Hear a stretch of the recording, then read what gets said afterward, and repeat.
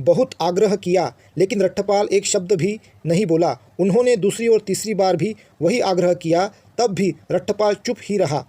उसके माता पिता ने रट्टपाल के मित्रों को बुलाया और उनको सारी बात बताकर उनसे कहा कि वे भी अपनी ओर से रट्टपाल से वही आग्रह करें जो उन्होंने किया था।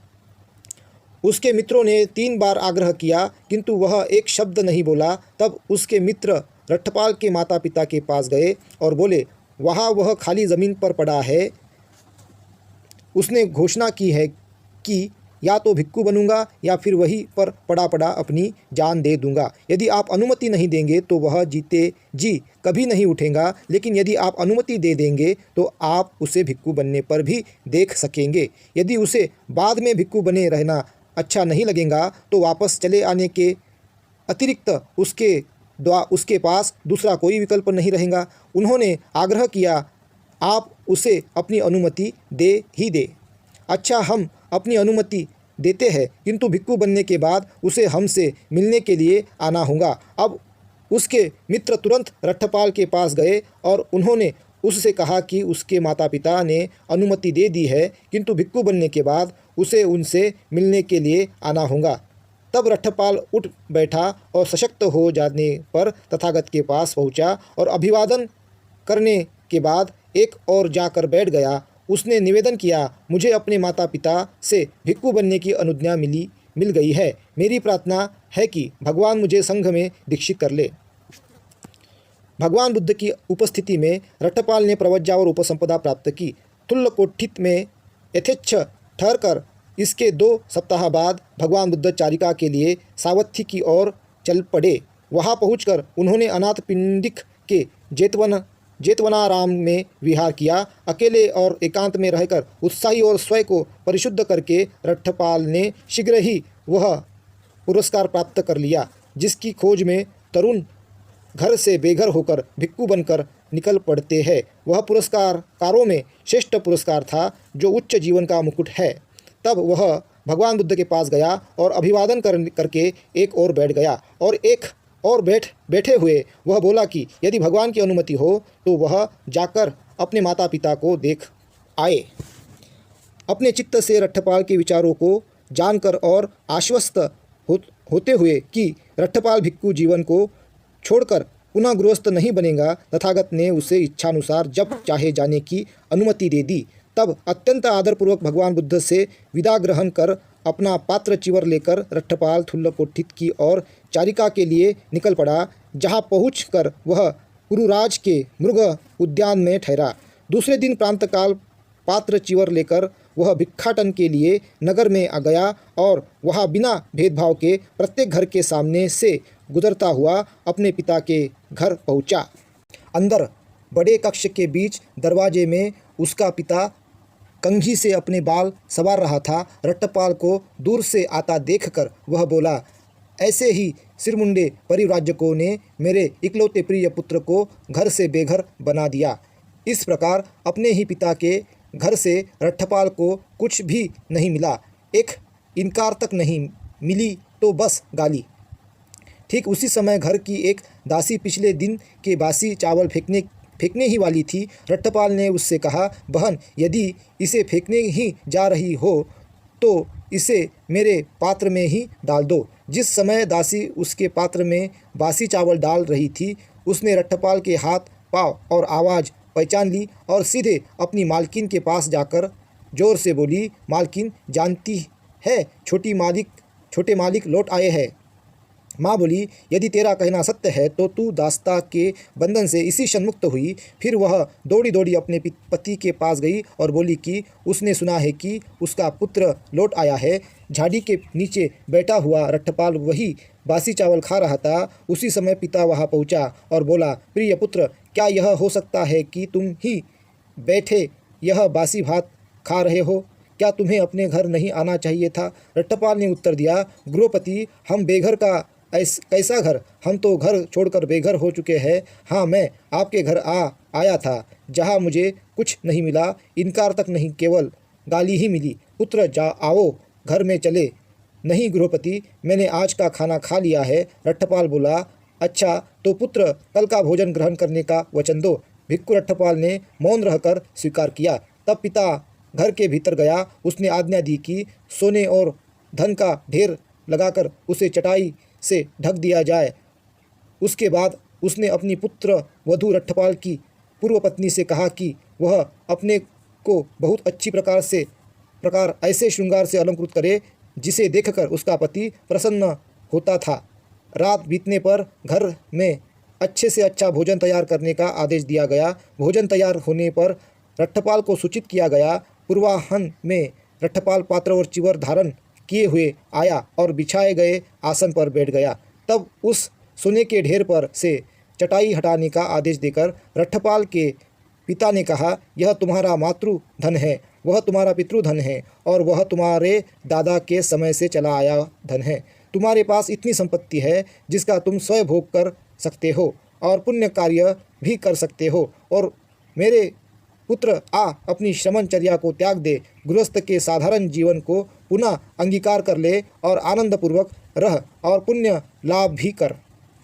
रट्ठपाल ने उत्तर दिया, गृहपति, यदि मेरा कहना मानो तो सोने के इस सारे ढेर को गाड़ी में लदवाकर बीच गंगा में डुबो दो। यह किस लिए? क्योंकि इससे तुम्हें केवल दुख, दुर्मनस्य, क्लेश, मन और शरीर की पीड़ा और कष्ट ही होने वाला है। उसके पांव पकड़कर रट्ठपाल की अन्य पंक्तियाँ पूछने लगी कि आखिर वे देवी अप्सराएं कैसी है जिनके लिए वह यह ब्रह्मचर्य वास कर रहा है। रट्ठपाल ने उत्तर दिया, बहनों, किन्हीं भी अप्सराओं के लिए नहीं, अपने लिए बहनों का संबोधन सुनकर सभी देवियाँ मूर्छित होकर जमीन पर गिर पड़ी। रट्ठपाल ने पिता से कहा, गृहपति, यदि भोजन देना है तो दो, पर कष्ट मत दो। मेरे पुत्र, भोजन तैयार है, खाना आरंभ करो, कहकर पिता ने रट्ठपाल को पेट भर उत्तम भोजन कराया। भोजन कर चुकने के बाद रट्ठपाल कुरु राज्य के मृगवन में चला गया, जहाँ पहुंचकर वह मध्याह्न की कड़ी धूप के समय एक वृक्ष की छाया के नीचे बैठ गया। अब राजा ने अपने माली को आज्ञा दे रखी थी कि उसके बाग को देखने आने से पहले वह बाग को ठीक ठाक करके रखे। वह आज्ञाकारी माली जब अपना काम कर रहा था तो उसने रट्ठपाल को दोपहर की गर्मी में ही एक वृक्ष के नीचे बैठा देखा। उसने राजा को सूचना दी कि बाग तो सब तरह से ठीक ठाक है, लेकिन एक वृक्ष के नीचे वह रट्ठपाल विराजमान है जिनके बारे में महाराज ने सुना है। आज उद्यान यात्रा रहने दो। आज मैं उन श्रमण के दर्शन करूंगा। जितना भी पाथेय आवश्यक था उस सब की तैयारी की आज्ञा दे। बहुत से लोगों के साथ नगर से बाहर निकलकर वह रथ पर सवार होकर रट्ठपाल को देखने के लिए चल दिया। जहाँ तक मार्ग से रथ पर चढ़ कर जाना संभव था वहाँ तक रथ से जाकर और आगे पैदल चलकर अपने राजसी लोगों सहित राजा वहाँ पहुँचा जहाँ रट्ठपाल विराजमान थे। कुशल क्षेम की बातचीत हो चुकने पर स्वयं अभी भी खड़े खड़े ही राजा ने रट्ठपाल को फूलों की एक ढेरी पर बैठने का निमंत्रण दिया। नहीं राजन, आप वहाँ बैठे, मैं अपने आसन पर ही बैठा हूँ। बताए गए स्थान पर बैठकर राजा ने कहा, रट्ठपाल, 4 तरह की हानियाँ हैं जिनके कारण आदमी दाढ़ी मूछ मुंडवाकर काषाय वस्त्र धारण करके घर से बेघर हो जाते हैं। बुढ़ापा, दूसरा गिरता हुआ स्वास्थ्य, तीसरा दरिद्रता, चौथा निकट संबंधियों का मरण। एक आदमी को लो जो वृद्ध होने पर, बहुत आय प्राप्त हो जाने पर, जरा जीर्ण हो जाने पर, अंतिम समय के निकट आ पहुँचने पर अपनी स्थिति को समझता है और फिर से धन कमाने में या जो कुछ उसके पास है उससे ठीक प्रकार गुजारा करने में परेशानी अनुभव करता है। इसलिए वह घर से बेघर होने का निर्णय कर लेता है। इसे बुढ़ापे से उत्पन्न होने वाली हानि कहते हैं। लेकिन तुम्हारी तो अभी चढ़ती जवानी है, काले काले केश है जिन्हें सफ़ेदी छू भी नहीं गई, सुंदर तारुण्य है। तुम्हें तो बुढ़ापे से उत्पन्न होने वाली किसी हानि का खतरा भी नहीं। तुमने क्या जाना, देखा या सुना है जो तुम घर से बेघर हो गए? या उस आदमी को लो जिसका स्वास्थ्य गिरा हुआ है, जिसे कष्ट है और जो बहुत बीमार है, वह अपनी स्थिति को समझता है और नया धन कमाने में या जो कुछ उसके पास है उससे ठीक प्रकार गुजारा करने में कष्ट अनुभव करता है। इसलिए वह घर से बेघर होने का निर्णय कर लेता है। इसे गिरते हुए स्वास्थ्य से उत्पन्न होने वाली हानि कहते हैं। लेकिन तुम ना तो बीमार ही हो और ना तुम्हें कोई कष्ट ही है। आमोद प्रमोद से संरक्षित तुम्हारी पाचन शक्ति भी अच्छी है।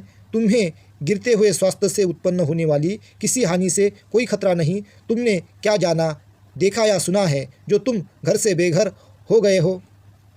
या उस आदमी को लो जो बहुत धनी है, जिसके पास बहुत संपत्ति है और धीरे धीरे उसे खोने पर अपनी स्थिति को समझता है और नया धन कमाने में या जो कुछ उसके पास है उससे ठीक प्रकार गुजारा करने में कष्ट अनुभव करता है। इसलिए वह घर से बेघर होने का निर्णय कर लेता है। इसे दरिद्रता से उत्पन्न होने वाली हानि कहते हैं। लेकिन तुम सम्मानित रट्ठपाल थुल्लकोटित के एक अत्यधिक समृद्ध परिवार के पुत्र हो। तुम्हारी संपत्ति की कोई हानि नहीं हुई है। तुमने क्या जाना, देखा या सुना जो तुम घर से बेघर हो गए हो? और हे अच्छे रट्ठपाल, सगे संबंधियों से बिछड़ जाना क्या है? जैसे किसी के अनेक मित्र और परिचित हो, सगे संबंधी हो, किंतु धीरे धीरे वे नातेदार कम होने लगे, तब वह इस प्रकार विचार करता है, पहले मेरे अनेक मित्र और परिचित थे, सगे संबंधी थे, किंतु धीरे धीरे उनकी संख्या कम हो गई है, तो मेरे लिए धन कमा पाना आसान नहीं है आदि। इसीलिए इस प्रकार संबंधियों की हानि हो जाने पर वह बाल और दाढ़ी मुंडवाकर काषाय वस्त्र धारण करके घर छोड़कर बेघर हो जाता है। इसे संबंधियों के मरण से उत्पन्न होने वाली हानि कहते हैं। लेकिन तुम्हारे तो मित्रों और सगे संबंधियों की कमी नहीं। तुम्हें तो सगे संबंधियों के मरण से उत्पन्न होने वाली कोई हानि भी नहीं हुई है। तुमने क्या जाना, देखा या सुना कि तुम घर से बेघर हो गए? राजन, मैं घर से बेघर इसलिए हो गया कि मैंने भगवान बुद्ध से वे 4 बातें सत्य जाने, देखे और सुने, जिन्हें सर्वज्ञानी और सर्वदृष्टा सम्यक संबुद्ध भगवान ने प्रतिपादित किया है। पहला, संसार अनित्य है, निरंतर परिवर्तनशील है। दूसरा, संसार का कोई रक्षक या संरक्षक नहीं है। तीसरा, हमारा कुछ भी नहीं है, हमें सभी कुछ पीछे छोड़ जाना है। चौथा, तृष्णा के वशीभूत होने से संसार दुखी है। तृष्णा के वशीभूत होने से संसार दुखी है। यह अद्भुत है, यह विस्मयकारी है। राजा ने कहा, इस विषय में तथागत का कथन कितना सत्य है।